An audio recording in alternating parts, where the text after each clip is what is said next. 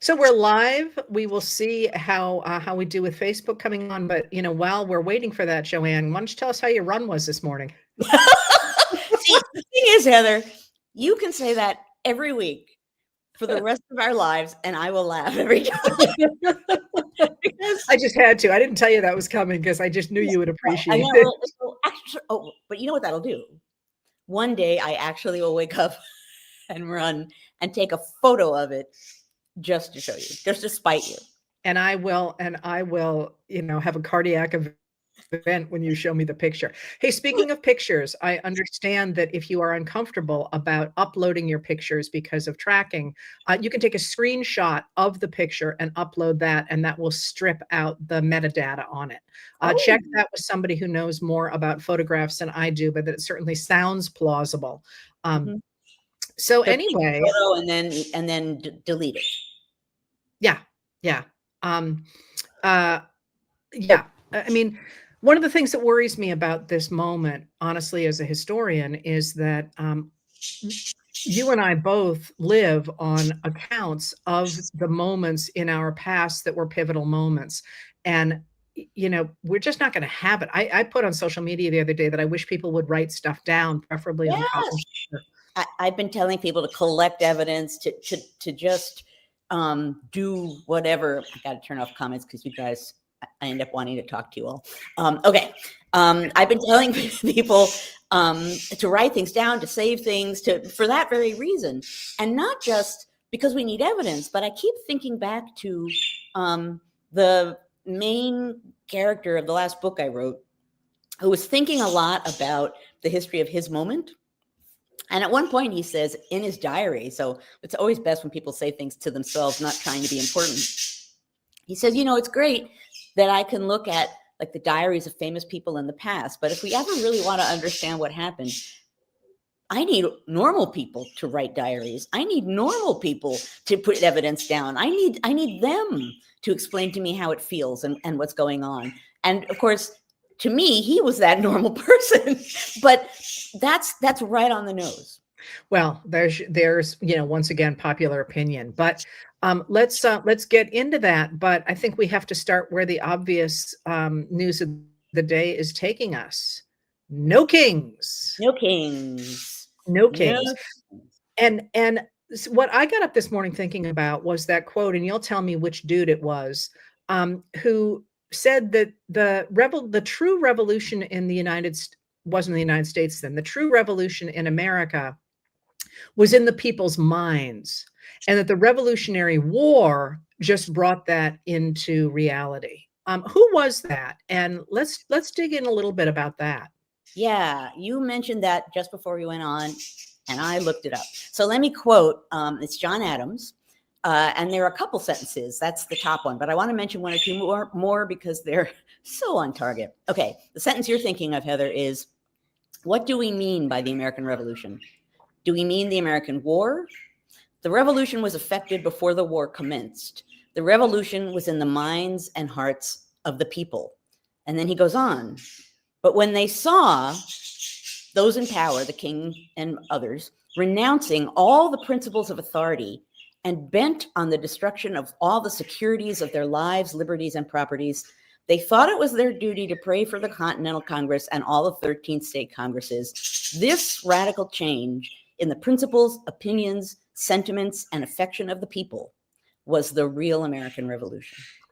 A freaking man, And I was thinking about that because that's what I feel like we're doing and have been doing now for even more than months, years, because I think, and my comparison is not the revolution, it's the 1850s, is that, people generally are just getting on with their lives. You think of Paul Revere, his freaking wife died in the middle of all this, and he had to find a new wife. While everything else is going on, he's courting somebody and burying somebody and courting somebody else. You're mostly just getting on with your life, and you don't necessarily pay a lot of attention to what's going on in politics if it's not apparently affecting your life. We all have lives to live, right? And we're living them. And and then all of a sudden you start to think, hey, wait, that's not the way it should be. I know for me, it was the George W. Bush signing statements. But obviously, for a lot of people, it's taken a lot. And you look around us now, and I was playing the other day and I thought, if I were going to write a piece that were just about what is going right with the United States right now, it would be a very short piece. About what is going right. Yeah. It I mean, would, but one in of the government, I mean, there's a lot going right in the country. I was about to say today is what's going right, but no, in the government, that's a whole different story for sure. But to go to that second half of it, today is what's going right, and this is in response. And I realize I keep getting revved up in a bad way over all of the people who are like, this doesn't matter, and it's people on the left, right? This is a parade, you stupid people. What are you doing? You're dressing up in costumes like you're a bunch of crazy people, blah, blah, blah. And what I keep saying to that is a version of what you just said. How do you build a movement? How do you energize people? How do you wake them up to see what's going on around them? How do you pull people out of their everyday life? How do you show that there's a community of people who agree with you, if that's your belief? How do you do all of that without a day like today? Of course, today is not going to change things massively, but it will change the mindset and understandings and beliefs and hope of people, I think, dramatically. That's how you begin to wake people up. Well, and Ezra Levin, who's one of the co-directors of Indivisible, who organized this No King's Day, says that, the exact same thing. It's not going to change everything today, but as it continues to grow and illustrates to people where the momentum is, that changes the way a society works. And I did a thing yesterday with Senator Ruben Gallego of Arizona, and he was in the Marines, and he said something that I actually wrote down. He said the Marine creed is one of them is hesitation kills, momentum wins the day. And I thought that was, it reminded me a lot of what you and I talk about, because the momentum in this administration, or in this period in American history, is not with the administration. The momentum is with the people. And that actually sort of made it easier for me to say, okay, I'm going to take the next step, because I got to keep the momentum going. And the other thing you said that I thought was really interesting is, if you are not moving forward, you should be communicating. It's not like you should run into a bad situation, of course, as a Marine or otherwise, but that if you are not moving forward, you don't just sit down and wait for something to happen. You communicate with people about what the next forward step is. And I thought that's part of momentum too. I thought that was great. That's part of momentum. That's encouraging it. That's increasing it. I think that's great as well. That all of these things, I guess I'm feeling not exactly defensive, but I guess irritated, irked at people who are denouncing what's going on today. Because if the best evidence of the fact that it means something in the minds and hearts of people is the degree to which the current regime is throwing out lies about it to discourage people from going, why would they even care if they weren't afraid of what the impact of the sight and vision and meaning and implications of a day like today are going to be? So I actually think that's really interesting, because it has come out increasingly the degree to which this administration is fabricating videos, photographs, and certainly lying about the world around us. And I was thinking about that, because that kind of stuff really flew at least 10 years ago, because we weren't really ready for it or really accustomed to it.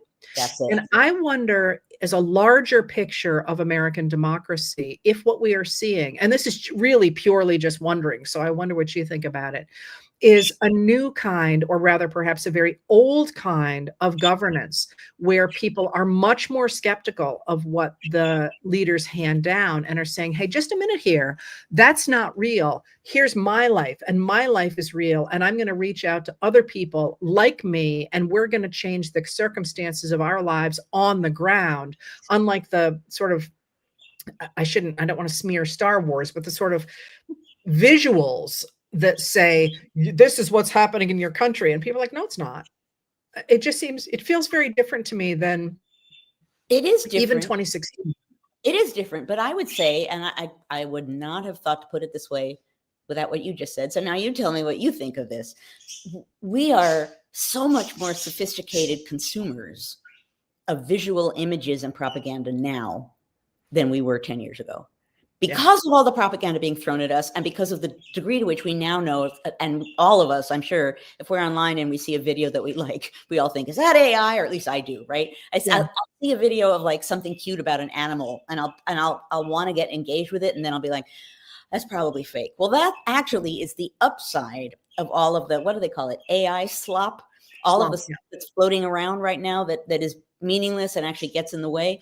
That has made us smarter consumers of what's being thrown at us, because what's being thrown at us by people with power and what's being thrown at us online, it's all the same, feels the same. It's stuff being thrown at us. So ironically, I'd say that part of this is a newer part of it, which is we are equipped to question what's coming down in a different kind of way. But the older part, I think what you're tuning into is, the response to that is whatever. Like, we're going to communicate with each other. We're going to do things together. We're going to work on the ground, on a ground level at this. So I think it's a little bit of both. Well, and I wonder to what degree this moment has changed because people were so tired of the slick corporate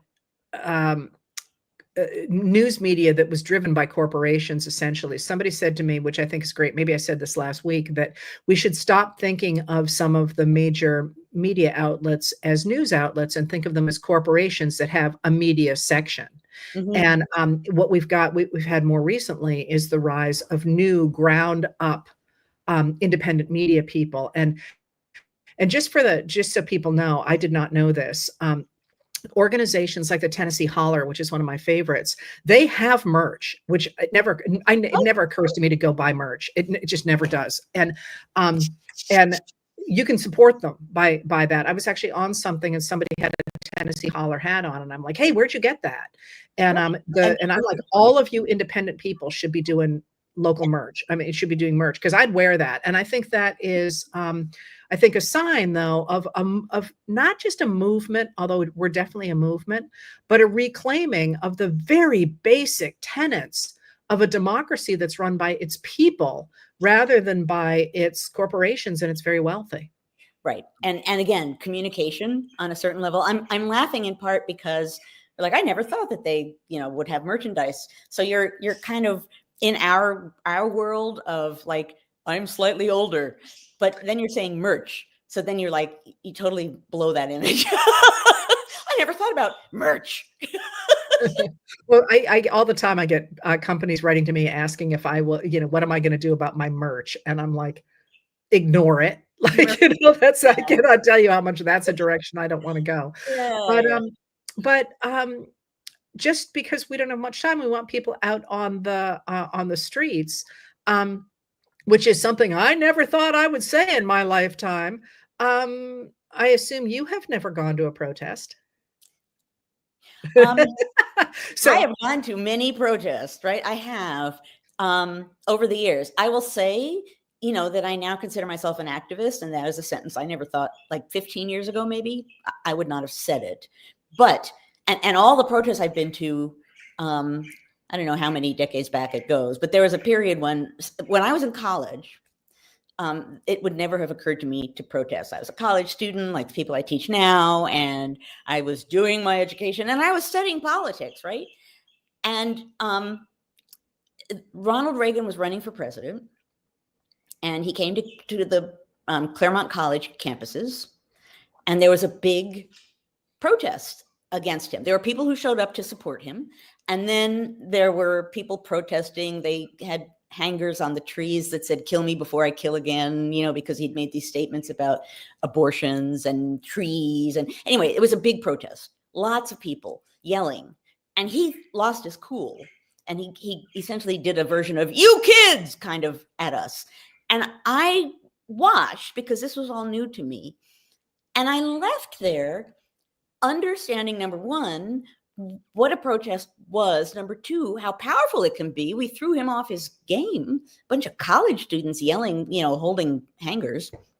And it made the news because he lost his cool. And then it inspired in me, or made me understand better, the feeling of being in a group of people who are doing something that you believe in fervently, or are protesting in the name of something you believe in fervently. and how being part of that means something. That I understood protest in a way that I had never understood it before. This was maybe my freshman year in college, just by seeing it, which gets back to where we are today. Just by watching it, just by seeing it, just by seeing, I don't know, it wasn't huge, maybe 100 students yelling and signs and everything else. I just, I study history. I'd seen it, about other eras. But when you're standing in it or next to it and you're watching it, there's a power in that and a meaning in that just kind of blew me away. Yeah, I would say the same thing. The only really major protest that I attended in Washington was the 1991 Mobilize for Women's Lives protest. I think I you were was there there. too. Yeah, we didn't know each other. No. But yeah, it was very cool. And I was there with friends from Oklahoma and friends from Maine who didn't know each other. And that was really kind of cool too, because you realize how the things that we are protesting about are universal. I mean, my friends from Oklahoma were Cherokee Seminole, and my friends from Maine were as Maine as you can get. And they were there because they were concerned about the attacks on women's reproductive health care. And it's an amazing thing to be standing, as somebody said to me, with 100,000 other people with whom you disagree about virtually everything else other than the issue that you're protesting about. And everybody should do it, because it does make you realize just how many of us there are, and how many different ideas there are, and how the shared beliefs on one issue or another really do reach across every single other barrier. And that, maybe us being out in the streets more will help people look to the person next to them and go, oh, wow, you're not somebody I thought I would be on the streets with, but hey, you want a hot dog? So, and absolutely. And even just, again, the idea that you're going to, if you're going to go out today, you're going to see all kinds of people saying all kinds of things with all kinds of signs and representing themselves in all kinds of ways that you may like and you may not like. And that's wonderful, because whoever you're out there with agrees fervently enough in what we're marching for, in marching in the name of democracy and marching to protest tyranny, basically. How revolutionary of me. That everyone out there believes that, to the extent that they're willing to go out into the street and do something about it. That's a visceral kind of understanding that this kind of day gives you, whether you're there or not, that this kind of day gives you. And no matter how many million people are there, right? We're going to immediately see it was 5 million. No, it was 12 million. No, there will be millions of people. And that's good. It's not the precise number that matters. What matters is millions of people stood up together and went out for this cause, regardless of anything else they agree or disagree about. They joined together for this. And as we were saying, Heather, you and I, before we started, they're doing it in London, they're doing it in Australia and New Zealand, they're all over the world. America. They are marching and saying, we're with you. So again, that's a visceral understanding of a lot of things. Democracy is one. The fact that we're all connected in one way or another, that's another. And that's also a powerful thing you get by taking part in this kind of protest. Amen. You and I always reach back to history, but in this moment, Americans are making history. And they're making it in ways that nobody could have foreseen. A month ago, for me, that frog represented the radical right, Pepe the Frog. And now the protesters have taken the frog back. And that, you think about the ways in which, I hate to say it, Joanne, because I know you don't like this word, history is contingent. I mean, I'm kidding everybody, because that's Joanne's big line. The people who watch my podcast are now laughing hysterically. I say it. Exactly. But we're all doing it, and we don't know where it's going to lead, except that it's got to lead somewhere better than us losing our democracy. And when you look at the creativity and the incredible numbers of people turning out and their wide range of experiences and the frogs, you just think we're going somewhere good. We're going somewhere good, even right now, just for the simple reason that we're going. But I am feeling so motivated and inspired by today, and excited to go take part. As you said before, we're making history. Whatever happens today, we're making history. And, you know, it's not often in your life that you know that a thing that you're doing is making history. Amen. Yes, lots of things that you do are going to add up to something huge. But to know that you're taking part in something that will have historic resonance, that people will remember and point to and say, wow, look what happened on that day. Look at the number of people who got together and stood up for their rights. That you can say of today. Yeah. Be able to tell your great-grandchildren I was there. Yeah. I know it Well, sounds hokey, but I believe all of this stuff. yeah. Yeah. I was going to suggest that maybe you could show people what you're going to wear, but it's up to you. I love it. I'm sorry. I love it. I thought about it before.